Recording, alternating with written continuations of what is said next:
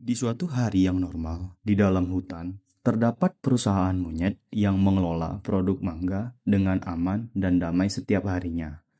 Namun, di suatu momen, karyawan-karyawan yang mereka punya tiba-tiba mulai bermalas-malasan, kurang semangat, merasa sangat bosan, dan sangat lambat dalam pengumpulan mangga yang ada. Produktivitas mereka pun menurun dengan sangat tajam di saat yang sama. Melihat hal tersebut, pimpinan perusahaan itu pun bingung. Karena di saat yang sama juga, keuntungan mereka menurun dengan sangat tajam dan banyak karyawan yang melakukan resign. Hal ini menjadi tanda tanya besar bagi perusahaan ini.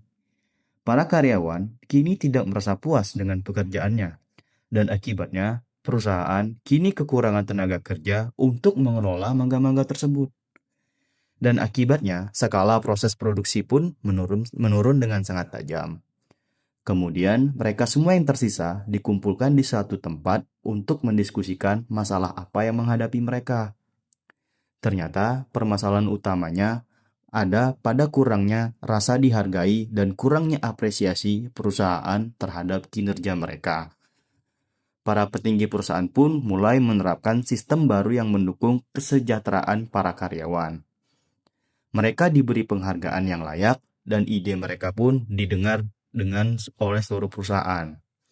Efeknya sangat positif. Kini mereka lebih terkoordinasi, kerja mereka lebih cepat, dan mereka lebih bersemangat dalam mengerjakan bagian pekerjaan mereka masing-masing. Hal ini menyebabkan produktivitas perusahaan yang sebelumnya menurun, kian kembali positif dan berkembang.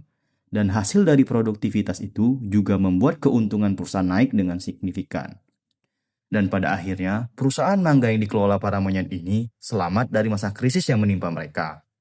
Mereka menerapkan sistem rewarding yang jelas kepada karyawan mereka agar perusahaan tetap berjalan dengan semestinya.